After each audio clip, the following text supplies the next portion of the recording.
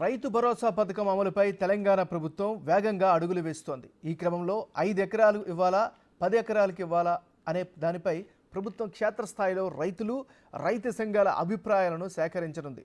దీనికోసం ఈ రోజు నుంచి ఉమ్మడి జిల్లాల వారీగా రైతు భరోసాపై వర్క్షాపులు నిర్వహించనుంది.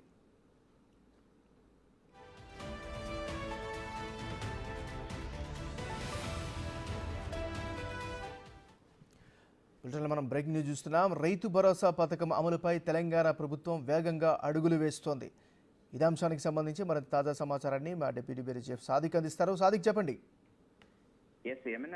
ఈ రాష్ట్ర ప్రభుత్వం ఈ యాసంగి నుంచి కూడా రైతు భరోసా ఇచ్చేందుకు వేగంగా పావులు కలుపుతుంది. గత ప్రభుత్వాలు రైతు బంధు పేరిట నాన్ కల్టివేషన్ ల్యాండ్ కొండలు గుట్టలు ఇతరత్ర సంబంధించిన భూములకు ప్రజాదారాన్ని దుర్వినియోగపరిచింది. కానీ కాంగ్రెస్ ప్రభుత్వం వచ్చిన తర్వాత రైతు భరోసా పేరిట ప్రతి ఏటా 15,000 రూపాయలు ఎకరానికి రైతులకు, కౌలు రైతులకు ఇవ్వబోతుంది. అంతేకాకుండా వ్యవసాయ కూలీలకు 12,000 కూడా ఇవ్వబోతున్నటువంటి ఈ రైతు భరోసా కార్యక్రమం ఎవరికి ఇవ్వాలి, ఎట్లా ఉండాలనిపైన పూర్తి స్థాయిలో అధ్యయనం చేసేందుకు గాను డిప్యూటీ సీఎం బట్టి విక్రమార్క, మంత్రులు తుమ్మల నాగేశ్వరరావు, దుద్దల శ్రీధరబాబు, పొంగులేటి శ్రీనివాసరెడ్డితో ఒక కమిటీ ఏర్పాటు చేసడం జరిగింది. ఈ రోజు నుంచి వాళ్ళు ఈ నెల 23 వరకు పూర్తి స్థాయిలో కూడా అధ్యయనం చేయబోతున్నారు.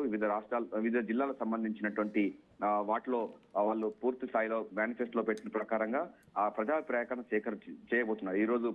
ఈ రోజు ఖమ్మం జిల్లాలో ఉండబోతుంది. ఆ తర్వాత రేపు ఆదిలాబాదు, ఎల్లుండి మహబూబ్నగర్, 15 తారీఖు వరంగల్, 16 తారీఖు సంగారెడ్డి, 18 నిజామాబాద్, 19 కరీంనగర్, 22 తారీఖు నల్గొండ, 23 తారీఖు రంగారెడ్డి. హైదరాబాద్ జిల్లాలో వ్యవసాయ భూములు ఇది కనుక హైదరాబాద్ మినహా మిగతా 9 జిల్లాలు అంటే ఉమ్మడి సంబంధించిన జిల్లాలకు రాష్ట్ర స్థాయిలో రైతు భరోసా పైన సదస్సులు నిర్వహించబోతుంది. సో ప్రభుత్వం మాత్రం పూర్తి స్థాయిలో కల్టివేషన్ ల్యాండ్ అంటే రైతుకు ఎవరైతే పండిస్తారో వారికే పెట్టుబడి సాయం ఇచ్చే లక్ష్యంగా ముందుకు పోతుంది. ఈ నేపథ్యంలో వారు పూర్తి స్థాయిలో రిపోర్ట్ చేసిన తర్వాత ఈ నెల 24 నుంచి అసెంబ్లీ సమావేశాలు ప్రారంభమవుతున్నాయి. అప్పట్లోగా ఈ నివేదిక అసెంబ్లీలో పెట్టి చర్చించిన తర్వాత రైతు భరోసా ఎవరికి ఇవ్వాలంటే ప్రభుత్వం డిసైడ్ చేయనుంది. ఏమైనా థ్యాంక్ యూ సాదిక్.